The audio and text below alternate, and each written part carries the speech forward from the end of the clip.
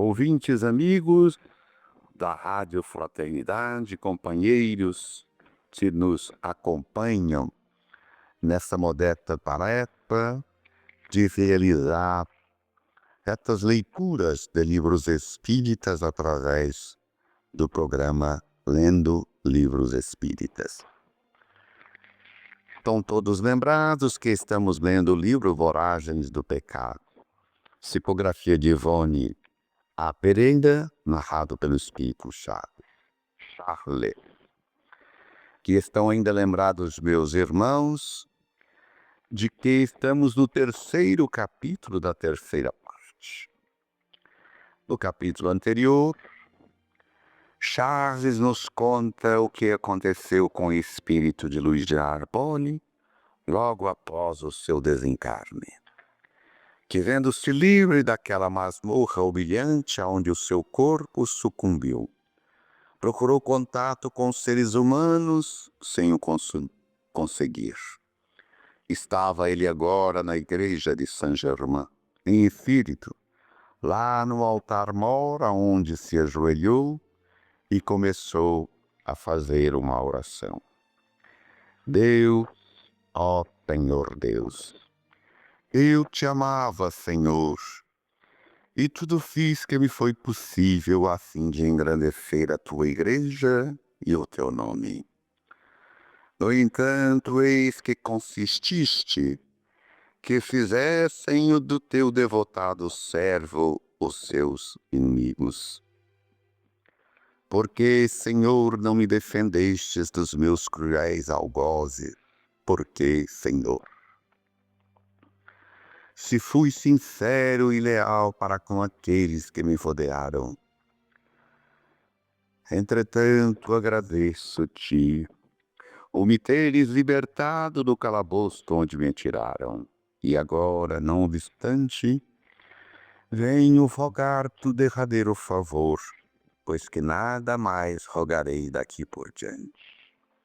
Senhor, ainda não pude verdadeiramente odiar os meus inimigos. Tu que és o terrível justiceiro, que punes os crimes dos pais nos filhos, na terceira e na quarta geração. Estaria Luiz de Narbonne em prece, celebrando o que está exarado no livro de Êxodo, capítulo 5, versículos 5 e 6. Enérgica exposição que traduz a expiação dos erros de determinadas pessoas na terceira e na quarta geração da sua própria família, e que patenteia serem elas próprias que, reencarnadas no mesmo ciclo familiar, reparam os próprios feitos maus do passado através da dor. Nos explica aqui o Espírito Charles de que realmente, no livro Êxodos, que é um dos livros da Bíblia Sagrada onde se declara, se afirma que os erros cometidos serão justificados ou cobrados até na terceira ou na quarta geração da criatura que erra. Explica Charles que a doutrina libertadora codificada por Allan Kardec veio nos explicar que quando se diz na terceira ou na quarta geração, seria na própria vida do ser que reencarna por várias vezes para crescer espiritualmente expiando seus débitos, e não em seres inocentes, conforme erroneamente a teologia interpretava. Mas continuava ainda Luiz de Narbonne a sua oração, túlgido de dor. Dá-me força, Senhor, para odiá-los e vingar-me deles. Dá-me valor para esquecer ou odiar Ruth de la Chapelle, a mulher que me desditou. Amo-a, Senhor. Amo-a com todas as forças do meu coração, e não posso compreender a vida sem ela. Mas Seria demasiadamente infamante que eu lhe perdoasse continuando a querê-la. Dá-me, pois, valor bastante para encontrá-la e trucidá-la sob o meu ódio. Amém. Como vimos, ouvinte, a posição equivocada de Luiz de Narbonne com relação a Deus, seu Criador. Imaginava ele esclarecido pela teologia ensinada nas igrejas, pelas religiões realmente equivocadas, que desenhavam um Deus, o nosso Criador, como um ser justo, mas extremamente justiceiro, como um ser que ama, mas que também vinga em seus algozes. Luiz de Narbonne imaginava que Deus seria aquele justiceiro que o ajudaria a vingar dos seus inimigos. Hoje, graças ao esclarecimento redentor de novas ideias revolucionárias, ou melhor, ideias benditas, ideias provindas do esclarecimento daqueles que realmente conhecem Deus na sua intimidade, especialmente os ditos, ou aquilo que vem nos ensinando os espíritos superiores através da doutrina espírita. Que Deus é, na verdade, um ser justo e amigo, e que, sim, é capaz de perdoar os seus filhos e ensina-os a perdoar também. E que Deus, na sua bondade infinita, jamais exige da criatura aquilo que ele não possa dar. Permite-lhe, entretanto, que ele mesmo, através de lutas atejubas de dores atrozes, venha resgatar os seus débitos diante das criaturas humanas e especialmente diante das leis imutáveis de Deus. Mas Luiz de Narbonne imaginava que Deus teria o guerreiro justo que iria ajudá-lo a vingar-se das pessoas.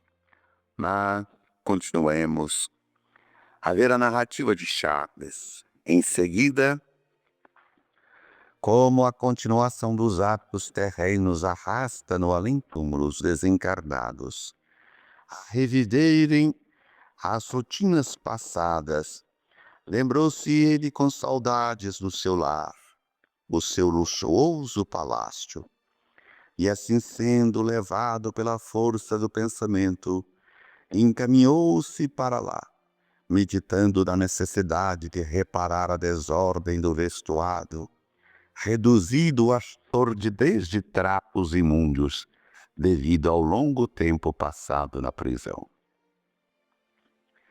Efetivamente vagando em confusões, sem atinar ainda com a verdadeira causa da liberdade em que se reconhecia, isto é, ignorando que já não era homem, e sim um ser espiritual, e que seu corpo fora abandonado no fundo de um cárcere, obedecendo por isso mesmo todos os seus atos a um automatismo mental, recordações do seu estado de encarnado, Luís relembrou os tempos em que seus dedicados servos lavavam e vestiam, depois das refrecas do dia, e recordando voltou em pensamento à realidade dos fatos, redigendo-os.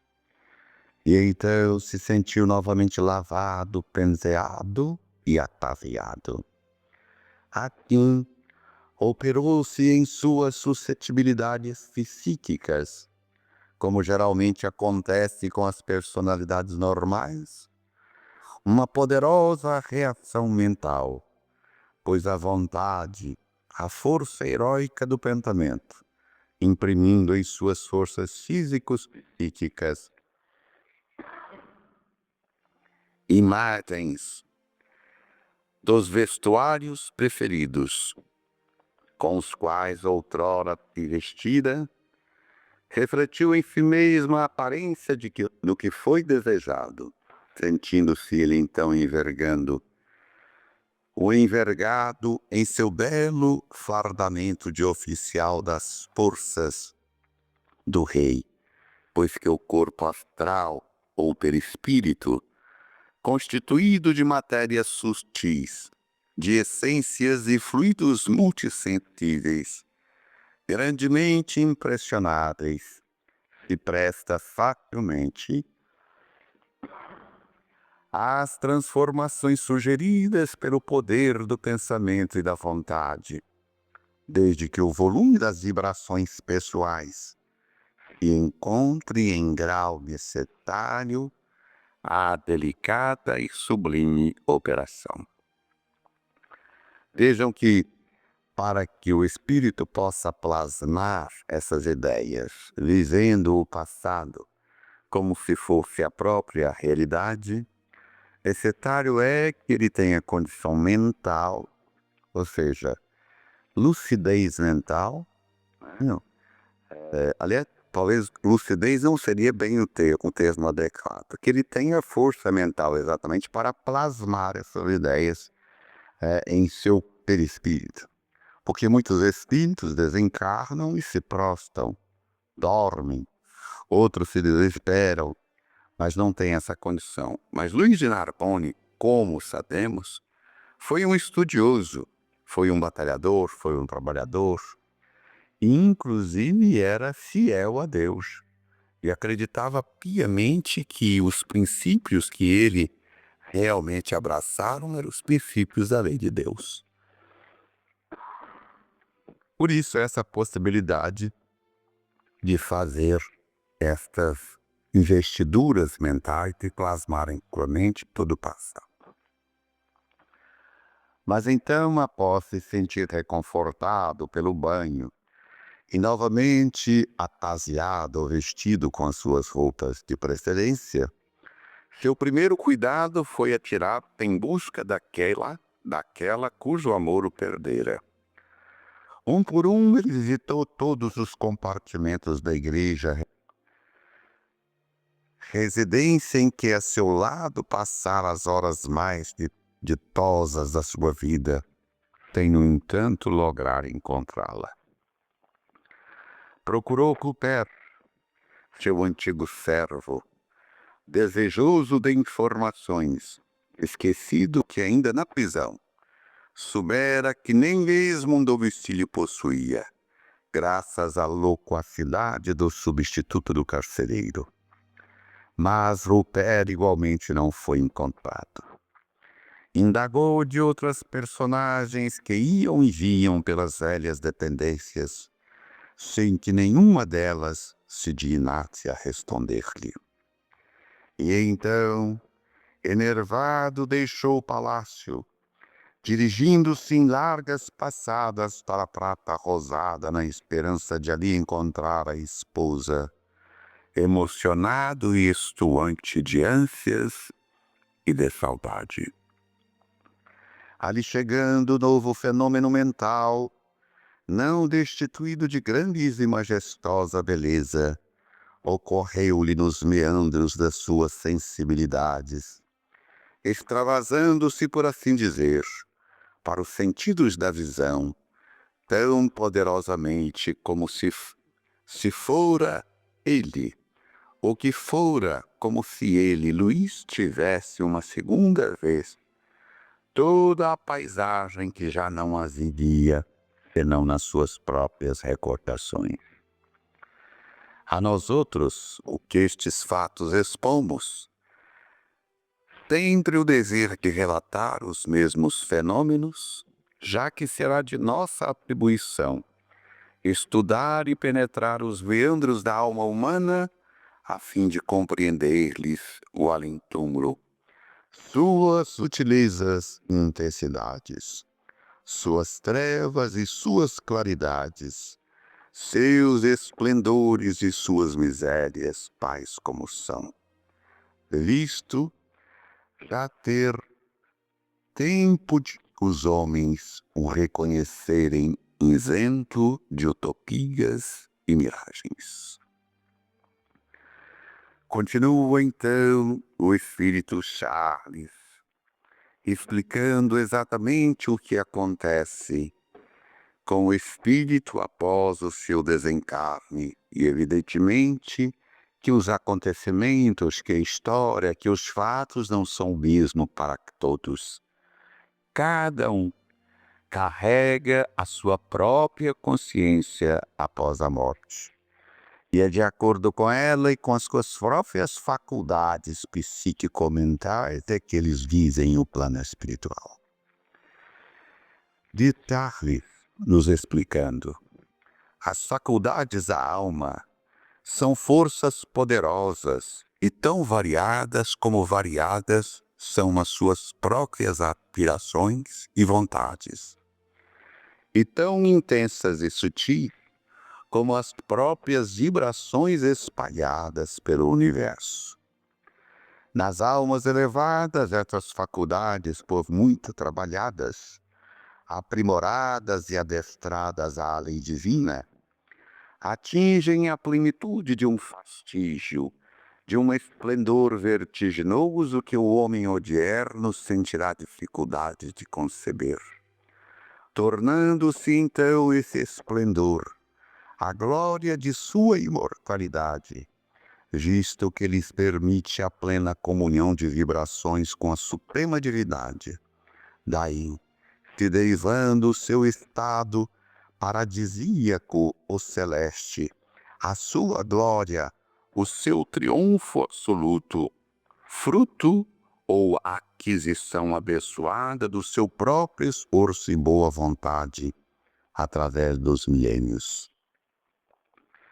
Chegada a esse pináculo, a alma colabora plena e extensivamente na obra da criação, uma vez que já poderá refletir a imagem e semelhança do Criador. Tão gloriosa ela se sente, possuidora de tantos poderes, que deseja irradiar para mais além os valores das próprias conquistas imortais. Então, se desdobra em múltiplas atividades, cooperando com o Todo-Poderoso no aprimoramento do universo, presidindo ao nascimento e crescimento de mundos e sistemas siderais, sob o harmonioso império das leis supremas, expandindo-se ainda em amor e auxílio aos seus irmãos de humanidade, imolado ou imolando muitas vezes as alegrias da vida celeste que lhes são naturais, assim de beneficiar povos e humanidades com o deslumbramento de sua presença em lobos materiais, onde estagiam almas irmãs em labores evolutivos. Tal como Jesus, o Cristo de Deus, tal exatamente como ele fez entre os homens deste planeta. É próprio da natureza da alma que atingiu a glorificação da unidade com o Criador, dilatar-se em abnegação por outrem, ou seja, pelas humanidades. Da mesma forma que é do feitio dos caracteres nobres encarnados na terra, dedicar-se lealmente ao ser amado, à família, ao ideal constituído no coração. Ela o faz, porém, sorridente e feliz, retirando inefáveis alegrias pelo bem que pratica dos próprios sacrifícios a que se entrega. Tem que por isso se diminua ou sofra tal como entendem os homens os sofrimentos sobre a terra. Sim, porque a alma que plenamente conseguiu conjugar as vibrações com o seu Criador torna-se a estruturação do próprio amor divino. Ela compreende o amor divino, o amor universal, e sabe amar. E quem ama harmonizando os sentimentos com o amor divino, não poderá padecer a inferioridade de um sofrimento, visto que o amor é fonte de delícias e, sendo a plenitude da felicidade eterna, não se mesclará nas amarguras que são a consequência de um estado inferior. E assim encerramos mais este capítulo. Caríssimos amigos da Rádio Fraternidade, a emissora do bem na internet. Retornaremos ainda com esta dissertação magnífica, com este esclarecimento extraordinário do Espírito Charles sobre a conjugação do verbo amar, que está intimamente ligado ao crescimento espiritual. Muita paz, que Jesus nos abençoe e até o próximo programa.